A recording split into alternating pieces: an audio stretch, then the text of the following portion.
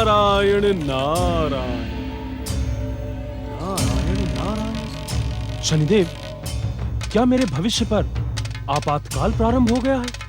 आप तीनों ने मेरे वैकुंठ के मार्ग को क्यों अवरुद्ध कर दिया?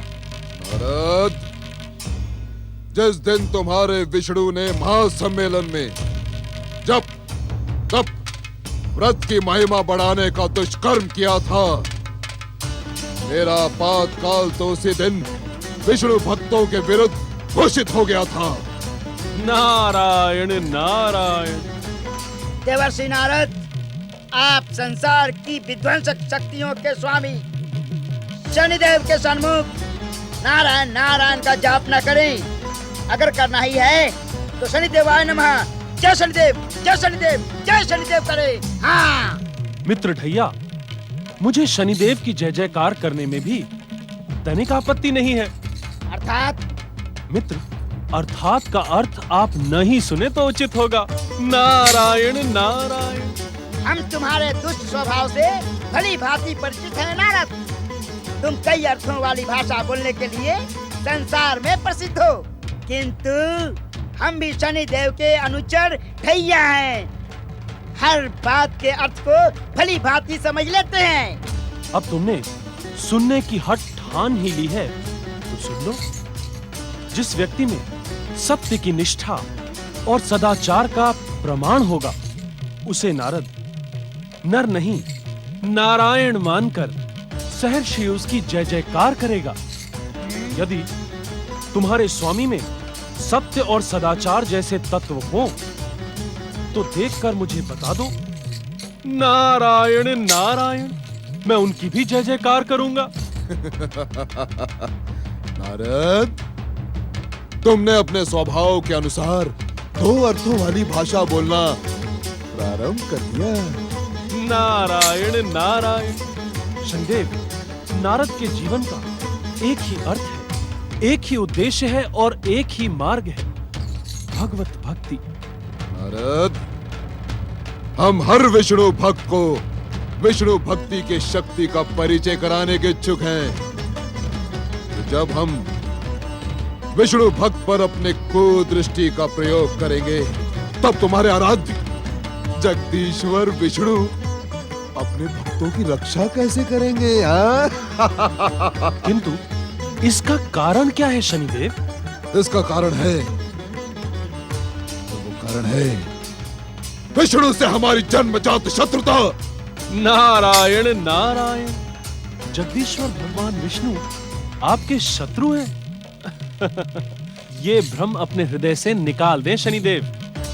भगवान श्री विष्णु तो प्राणी मात्र के हित चिंतक, कल्याण की कामना करने वाले और जगत पालक हैं। आप भी उन्हीं की सृष्टि के एक अंश हैं। नारायण नारायण। नारद, नारायण नारायण। सत्य को सुनकर उत्तेजित न हो शनिदेव। आप भी जगदीश्वर भगवान विष्णु की सृष्टि के ही एक अंग हैं। वे आपके माध्यम से संसार पर आपातकाल का निर्धारण करते हैं। यदि किसी व्यक्ति को पूर्व कर्मों के अनुसार दुख का सामना करना हो तो वे आपको दंड विधान के लिए नियुक्त कर देते हैं। नारायण नारायण। नारद, हम विष्णु के दास नहीं, जो उसके इच्छा के अनुसार काम करे।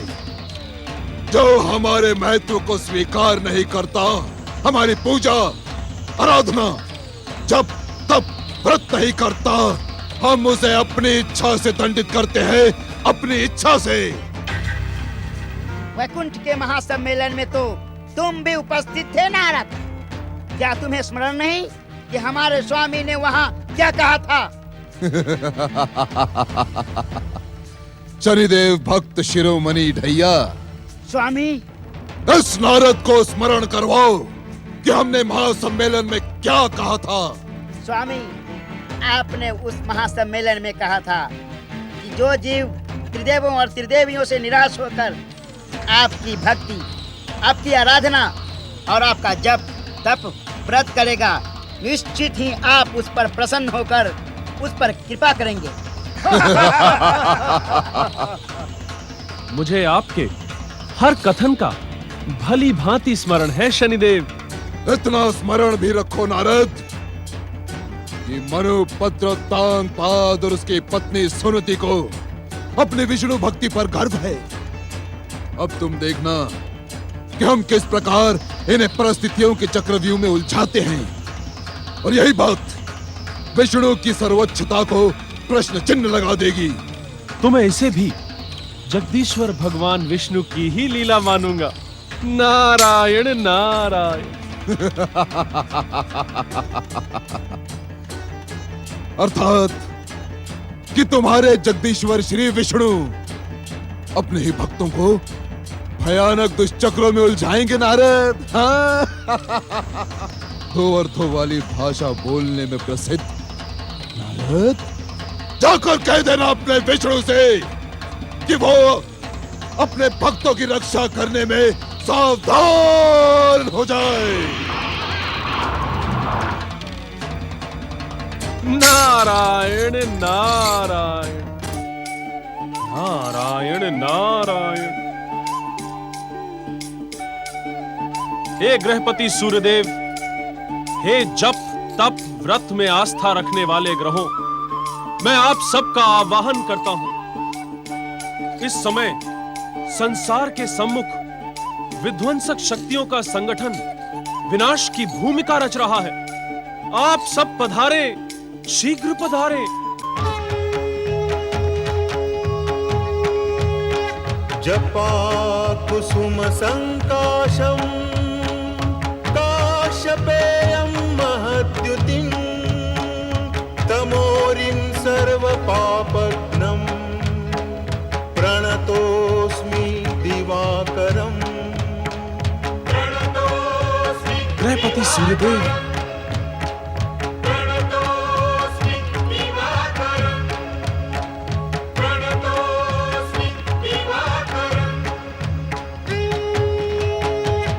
ददिशंख तुषाराभं क्षीरोदार्णवसन्निभं नमामि शशिनं सोमं शम्भोर्मुकुटभूषणम्।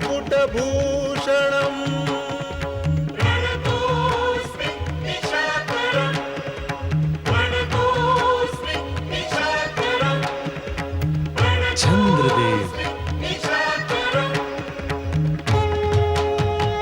धरणी गर्भसम्भूतं विद्युत्कान्ति समप्रभं कुमारं शक्तिहस्तं तं मङ्गलं प्रणमाम्यहम्।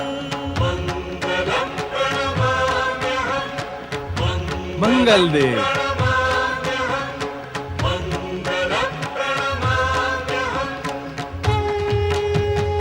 देवानां च ऋषीणां च गुरुं काञ्चन सन्निभं बुद्धिभूतं त्रिलोकेशं तं नमामि बृहस्पतिं।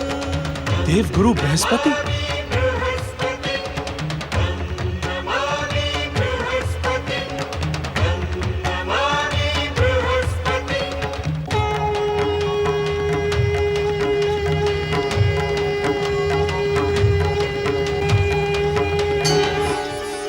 प्रणाम देवर्षि। प्रणाम गुरुदेव। प्रणाम देवर्षि। प्रणाम देवर्षि। जप तप और व्रत की महान भावना में आस्था रखने वाले समस्त ग्रहों को नारद का प्रणाम। कहें देवर्षि, हम सबका आवाहन किस कारण किया है? गुरुदेव, कारण बताने से पहले क्या मैं गृहपति सूर्यदेव से एक प्रश्न पूछ सकता हूँ? अवश्य देवर्षि। हे गृहपति सूर्यदेव, उस दिन वैकुंठ के महासम्मेलन में आपने जप तप व्रत करने और त्रिदेव त्रिदेवियों की आराधना करने वालों को निश्चित फल प्रदान करने का जो आश्वासन दिया था, क्या वो मात्र आश्वासन था? ऐसा आरोप क्यों देवर्षि? नारायण नारायण। संसार को प्रकाशित करने वाले सूर्यदेव, आप विध्वंसक ग्रहों की विनाशक कुकृतियों से अपरिचित तो नहीं होंगे? क्या इस समय आप सबका परम भगवत भक्त उत्तानपाद की सहायता के लिए संगठित प्रयास उचित नहीं है? नारद, हम सब उत्तानपाद के भविष्य को लेकर चिंतित हैं, किंतु जगदीश्वर भगवान श्री विष्णु स्वयं ही उसकी भगवत भक्ति की कठोर परीक्षा लेने के इच्छुक हैं। क्षमा गुरुदेव, श्री भगवान यदि स्वयं अपने भक्त की कठोर परीक्षा लेने के इच्छुक हैं, तो हम सब विष्णु भक्तों का क्या यह कर्तव्य नहीं है कि हम सब उत्तानपाद जैसे परम भगवत भक्त की सहायता करें? उत्तम, अति उत्तम। गृहपति सूर्यदेव, हर भक्त की सहायता हमारा निर्धारित कर्तव्य है, परंतु स्मरण रहे कि सहायता भगवान विष्णु की लीला और परीक्षा के अनुकूल हो। नारायण नारायण। गुरुदेव, इस समय उत्तानपाद को परीक्षा से अधिक विध्वंसक ग्रहों का विध्वंस पीड़ित कर रहा है। हम सब का कर्तव्य है कि हम सब भगवत भक्त उत्तानपाद की विध्वंसक शक्तियों से रक्षा करें।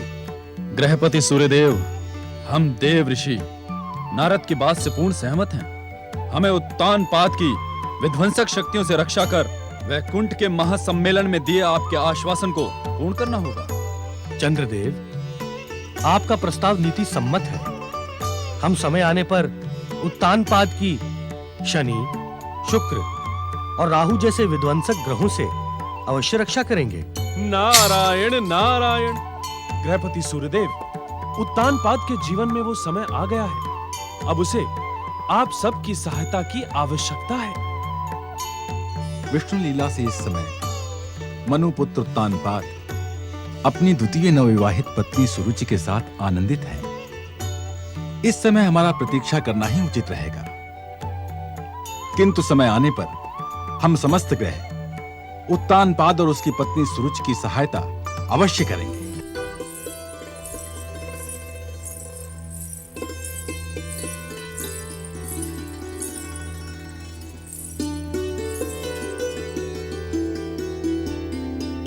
मुझे अपनी दीदी समझो सुरुचि। मैंने जो वचन दिया है अथवा जो कुछ भी तुम्हारी इच्छा है, मैं वो सब कुछ तुम्हें प्रदान करूंगी, किंतु तुम मेरी इच्छा का सम्मान करते हुए केवल मेरे स्वामी को प्रसन्न रखो। वे अब तुम्हारे स्वामी नहीं रहे, मेरे स्वामी हो गए हैं। इसी कारण मेरे और उनके मध्य आने का दुस्साहस न करो। मैं तुम्हारे हंसने और प्रसन्न रहने के नाटक से भलीभांति परिचित हूँ। तुम युवराज की माता बनने के अयोग्य सिद्ध हो गई हो। इसी कारण अपना महारानी पद सुरक्षित रखने के लिए तुमने अपने पति का दूसरा विवाह मुझसे करा दिया। स्पष्ट सुन लो, तुमने मुझ पर कोई उपकार नहीं किया। अब कृपा करके यहीं खड़ी न रहो, मुझे अकेला छोड़ दो।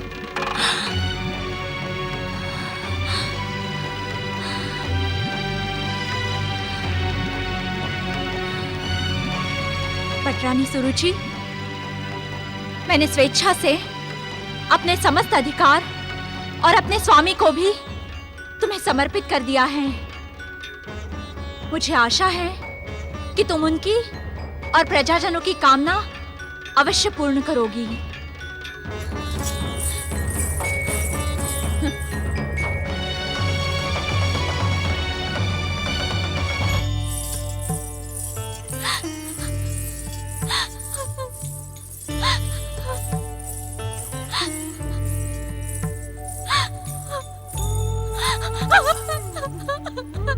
बिटिया रानी, बिटिया रानी।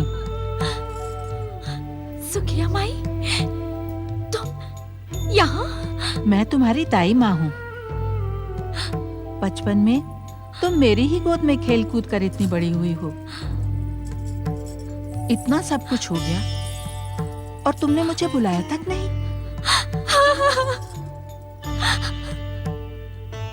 जब मैंने सुना कि तुमने स्वयं ही अपने पति का दूसरा विवाह करवा दिया, तो मुझसे रहा नहीं गया, मुझसे रहा नहीं गया बिटिया।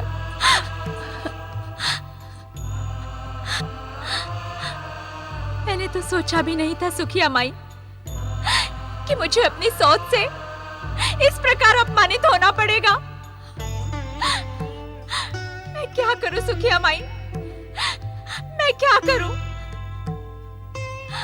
मेरी तो कुछ समझ में नहीं आ रहा। बिटिया रानी, तुमने स्वयं विपताओं को निमंत्रण दिया है। स्त्री के संसार में सौत का आना सदा दुख और विपताओं का कारण बनता है। तुमने ऐसा क्यों किया बिटिया?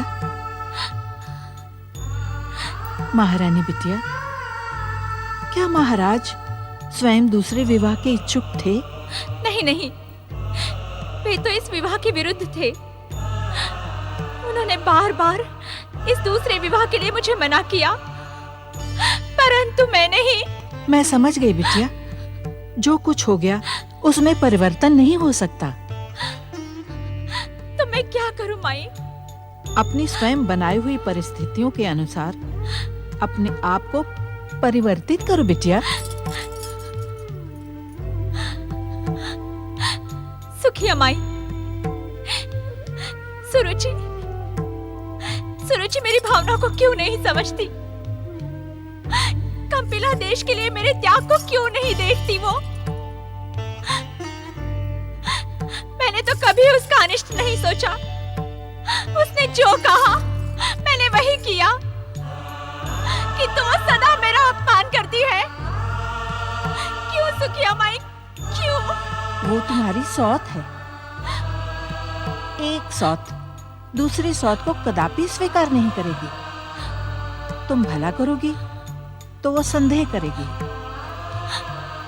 वो सोचेगी ये भला तुम अपने स्वामी को रिझाने के लिए कर रही हो।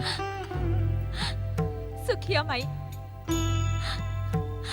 मैंने स्वयं अपने सौभाग्य पर दुर्भाग्य का काला टीका लगा दिया। अब मैं किसको दोष दूं? किसको दोष दूं मैं?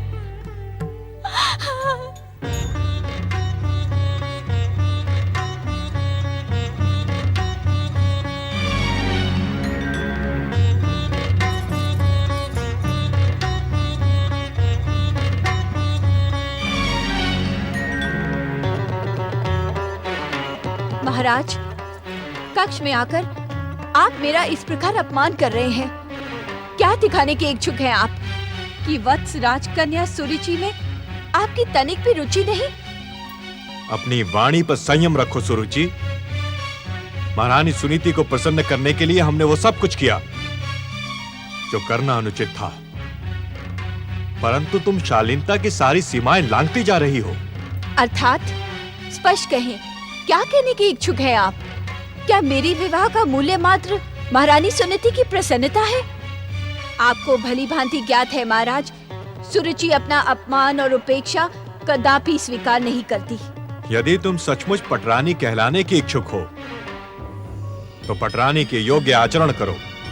महाराज, आप तो स्वयं को युग पुरुष महाराज मनु के पुत्र कहलाने का गर्व अनुभव करते हैं। क्या आपको अपनी गरिमा के अनुकूल आचरण करना उचित नहीं? पटरानी! सत्य सुनकर इतना उत्तेजित होने की आवश्यकता नहीं है महाराज।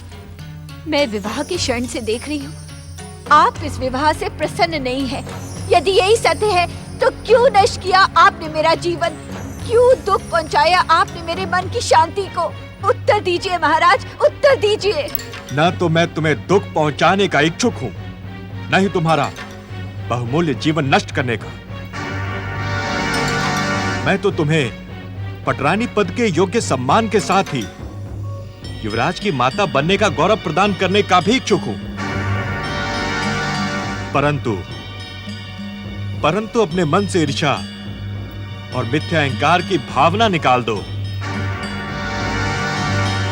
हर एक से प्रेम करो, हर एक पर विश्वास करो।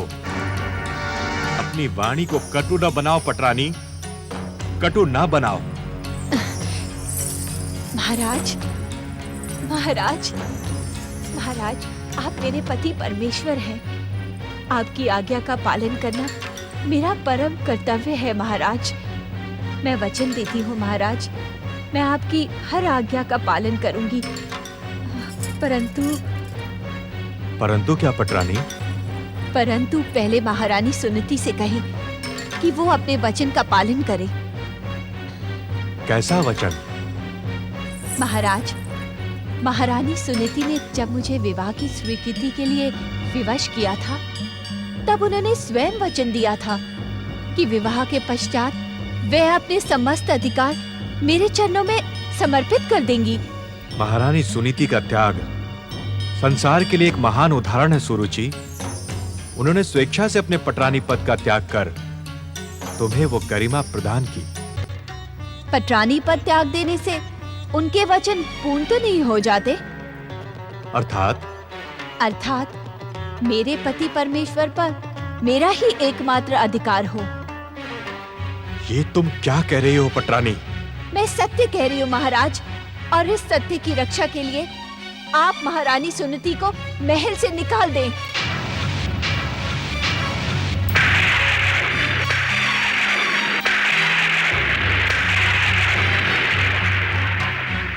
यह असंभव है। तुम्हारे आ जाने से सुनीति के अधिकार कम नहीं हो जाते। तनिक उसकी उदारता और महानता पर विचार करो। तुम क्यों बार बार उसे अपमानित करने पर तुली हुई हो? यदि आप उसे महल से निकालने के इच्छुक नहीं, तो मुझे निकाल दे। मैं ऐसी सौत के साथ एक पल भी जीवित नहीं रह सकती जो मेरे पटरानी पद को ठेस पहुंचाए। यदि वे यहाँ रही तो आप उसके प्रति पक्षपात करते हुए मुझे अपमानित, उपेक्षित और पीड़ित करेंगे, और ये मुझे कदापि स्वीकार नहीं। निर्णय करें महाराज, इसी क्षण निर्णय करें। यह संभव है पटरानी। मैं ऐसा क्रूर निर्णय कदापि नहीं ले सकता। आपको निर्णय लेना होगा महाराज। यदि आप निर्णय लेने में असफल हो गए तो मैं स्वयं राजमहल त्याग करके चली जाऊंगी, आत्महत्या कर लूंगी, और भविष्य आप पर आरोप लगाएगा, जब पटरानी सुरुचि को त्यागना ही था तो दूसरा विवाह क्यों किया? मुझे ऐसा कठोर निर्णय लेने पर विवश न करें पटरानी।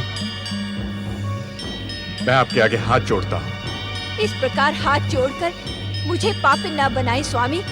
निर्णय करें, मात्र मेरे पक्ष में निर्णय करें, अन्यथा अब तक तो मेरे हठी स्वभाव से आप भली भांति परिचित हो गए होंगे। निर्णय करें स्वामी, निर्णय करें। असंभव। मैं ये निर्णय नहीं कर सकता। तो मैं अपने कथन को सत्य सिद्ध करने जा रही हूँ। मैं आत्महत्या कर लूंगी। ठहर जाओ। ऐसा कठोर, क्रूर और हृदयहीन निर्णय न लो महारानी। ठहर जाओ, भगवान के लिए ठहर जाओ। महाराज, यदि आप मेरी बात से सहमत हैं, तो चलिए इसी समय सुनीति को महल से निकाल दीजिए। अब सोच विचार ना करें। चले महाराज, चले। हो सकता है भगवान तुम्हारी परीक्षा ले रहे हो।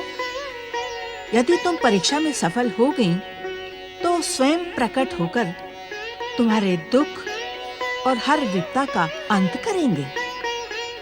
एकमात्र तुम उन्हीं पे विश्वास रखो बिटिया। सत्य वचन। इस संसार में जो कुछ भी होता है, जगदीश्वर श्री विष्णु की इच्छा से ही होता है। मैं अपना मन अपने आराध्य जगदीश्वर श्री विष्णु के जप, तप, व्रत में लगा दूंगी। आओ माई, जगदीश्वर श्री विष्णु का स्मरण करें। ओम नमो भगवते नारायणाय। ओम नमो भगवते नारायणाय। ओम नमो। कपिला देश की भूतपूर्व पटरानी सुनीति को इस मर्यादा का ज्ञान नहीं। जब स्वयं महाराज और पटरानी उसके कक्ष में उपस्थित हो तो उसे खड़े होकर उनका सम्मान करना चाहिए। आप दोनों इस समय यहाँ हमारे कक्ष में? चकित होने की आवश्यकता नहीं है महारानी सुनीति। ये कौन है? महाराज, आपने मुझे पहचाना नहीं? मैं महारानी सुनीति की दाई माँ सुखिया हूँ। सुखिया? तुम महारानी सुनीति के पीहर से आई हो? हाँ पटरानी। अच्छे समय पर आई हो। यूँ तो मैं दास दासियों से बात करना अपना अपमान समझती हूँ, किंतु इस समय तुम्हें देखकर मुझे प्रसन्नता हुई है। क्या तुम महारानी सुनीति को अपने साथ ले जाने आई हो? महाराज अब तुम्हारी महारानी को यही कहने पधारे हैं कि अब इस राजमहल में उनके लिए कोई स्थान नहीं। नहीं नहीं, ऐसा ना कहो सुरुचि, ऐसा ना कहो। मुझ पर ऐसा अत्याचार ना करो। मैं अपने स्वामी के चरणों से दूर नहीं जाऊंगी। मुझ पर ऐसा अत्याचार ना करो। मुझ पर दया करो सुरुचि, भगवान के लिए मुझ पर दया करो। आप मौन क्यों हैं महाराज? क्या हर बात मुझे ही कहनी पड़ेगी? आप स्वयं महारानी सुनीति को महल छोड़ के जाने के लिए क्यों नहीं कहते? मुझे क्षमा कर दो सुनीति, मैं तुम्हारा अपराधी हूं। तुम्हें पटरानी सुरुचि की बात माननी ही पड़ेगी। पटरानी सुरुचि की बात नहीं, महाराज की इच्छा। मुझ पर दया करें, ऐसा घोर अत्याचार मुझ पर ना करें। पटरानी सुरुचि, मुझे अपने स्वामी की चरण सेवा से वंचित ना करें। स्वामी, कहाँ जाऊंगी मैं? कहाँ रहूंगी मैं? दया करें स्वामी। महाराज, आप अपनी प्रिय महारानी पर अन्याय कर रहे हैं। आप उचित नहीं कर रहे हैं। आप उचित नहीं कर रहे हैं। एक दासी होकर तू महाराज उत्तानपाद को न्याय अन्याय, उचित अनुचित की परिभाषा बताने का दुस्साहस कर रही है। मेरी इच्छा मात्र से तुझे मृत्यु दंड दिया जा सकता है। यदि तू जीवित रहने की इच्छुक है तो इसी क्षण महारानी सुनीति को राजमहल से लेकर बाहर चली जा दुष्टा। ये पटरानी सुरुचि का आदेश है, अन्यथा। स्वामी, अपने आप को और अधिक अपमानित न कराएं महारानी सुनीति। कृपा करके यहाँ से चली जाएं। मैं आपकी कोई सहायता नहीं कर सकता। आपका स्वामी विवश है महारानी। हो सके तो मेरी व्यवस्था को समझकर मुझे क्षमा कर दे।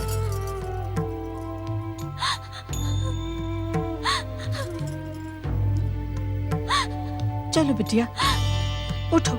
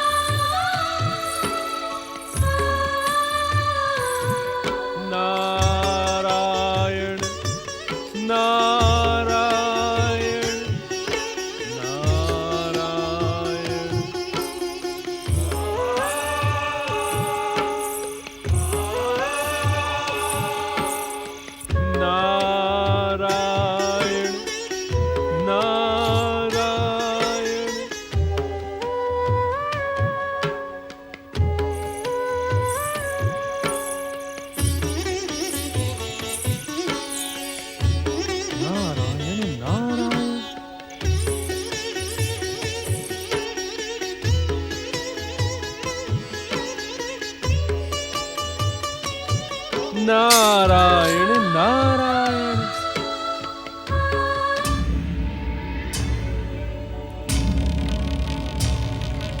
क्या देख रहे हैं नारद? क्या देख रहे हैं? शनिदेव की इच्छा मात्र से एक परम विष्णु भक्त की ऐसी दुर्दशा देख सदा प्रसन्नचित रहने वाले नारद के मुख पर दुख और क्षोभ देखकर अति आनंद हो रहा है, अति आनंद। देख लिया नारद के संसार की विध्वंसक, विनाशक, भयानक और मारक को दृष्टि के स्वामी शनिदेव की इच्छा का परिणाम किस प्रकार उत्तानपाद की पत्नी सुनीति दर दर की ठोकरें खा रही है, देख लिया? शनिदेव, अत्याचार और क्रूरता की भी एक सीमा होती है। आप ग्रहों के अधिपति जगदीश्वर भगवान विष्णु के अंश से उत्पन्न सूर्य नारायण के पुत्र हैं। आपके पिता जन जन को प्रकाश और जीवन दान प्रदान करते हैं, और आप जब किसी से रुष्ट हो जाते हैं तो उसका जीवन दुख और यातना के अंधकार से स्याह कर देते हैं। नारायण नारायण। सुनीति पर दया करें शनिदेव, वो महान पतिव्रता और सदाचारी नारी है, आप उस पर दया करें। नारद, तो आप अपने आराध्य जगत पालक जगदीश्वर भगवान विष्णु से क्यों नहीं कहते कि वे अपने भक्तों को हमारी भयानक अहंकार युक्त कुदृष्टि के प्रहारों से बचाएं? हैं? नारायण नारायण। प्रतिशोध और शत्रुता का अंत कभी नहीं होता शनिदेव। अंत? नारद, अंत तो तभी होगा जब हम अंत की इच्छा करेंगे। अभी तो तुम्हारे जगदीश्वर के विरुद्ध प्रतिशोध और शत्रुता का भयानक युद्ध प्रारंभ हुआ है, और जिस दिन तक इस संसार में एक भी विष्णु भक्त शेष है, उस दिन तक यह युद्ध इसी प्रकार चलता रहेगा। नारद, ये तो तुम्हें भली भांति ज्ञात है कि शनिदेव की प्रतिशोध और प्रतिरोध की भावना कभी नहीं थमती। नारायण नारायण। किंतु शनिदेव। नारद, तुम्हें भली भांति ज्ञात है कि ये किंतु परंतु जैसे दिशाहीन शब्द शनिदेव को प्रिय नहीं। शनिदेव रूपी धधकते हुई ज्वाला के सन्मुख अपने शब्दों का प्रयोग सावधानी से करो नारद। नारायण नारायण। अपनी धधकती हुई ज्वाला से आप अपने दुराचार को भस्म क्यों नहीं कर देते शनिदेव? क्या कहा तुमने? यही कि संसार की विध्वंसक, विनाशक, भयानक और मारक शक्तियों के स्वामी होकर भी शनिदेव इन क्षुद्र प्राणियों को कष्ट क्यों पहुंचाते हैं? नारद, मैं तुम्हारे स्वभाव से भली भांति परिचित हूँ। तुम हर बात में अपना अर्थ जोड़कर इधर से उधर लगाने में प्रसिद्ध हो। सुनने के इच्छुक हो कि हम इन शूद्र प्राणियों को कष्ट क्यों पहुंचाते हैं? अवश्य शनिदेव, अवश्य। नारायण नारायण। नारद, तुम्हारी स्मरण शक्ति क्षीण हो गई है, क्षीण। क्या तुम्हें स्मरण नहीं कि वैकुंठ के महासम्मेलन में हमने कहा था कि त्रिदेवों और त्रिदेवियों से निराश होकर जो व्यक्ति हमारी पूजा, आराधना, जप, तप, व्रत करेगा, हम उसे इच्छुक फल अवश्य प्रदान करेंगे। हम उसे अपना शरणागत मानकर उसके समस्त कष्ट समाप्त कर देंगे। जाकर कह देना अपने विष्णु भक्तिन सुनीति से कि वो विष्णु भक्ति छोड़कर हमारे शरण में आ जाए, भाग्य विधाता शनिदेव के शरण में। आपके शरणागत भैया और साढ़े साथी की दिन प्रतिदिन होने वाली दुर्दशा से मैं भली भांति परिचित हूँ शनिदेव। क्या कहा तुमने? क्या कहा तुमने नारद? शनिदेव, मैं तो आपकी विध्वंसक शक्तियों की प्रशंसा कर रहा था। नारद, तुम तो कहते थे कि संसार के नियंता जगदीश्वर श्री विष्णु हैं, और हम उन्हीं के इच्छा से प्राणियों को दंड देते हैं। हाँ? तो क्या सुनीति को भी दंड हम उस छलिया विष्णु के इच्छा से दे रहे हैं? शनिदेव, सत्य तो यही है। नारद, हम शनि देव हैं। हम अपने इच्छा से प्राणियों को उनके कर्मों का दंड देते हैं। हर प्राणी को जीवन में एक बार हमारी महादशा से निकलना ही पड़ता है। इसी कारण हम इस संसार के भाग्य विधाता हैं। भाग्य विधाता शनिदेव, विष्णु भक्त उत्तानपाद के परिवार की दुर्दशा देखकर तुम्हें विश्वास हो ही गया होगा, और यदि ना हुआ हो तो जाकर कह देना अपने विष्णु से कि वो अपने भक्तों की भक्ति की रक्षा कर ले। मैं शनिदेव हूं, शनिदेव।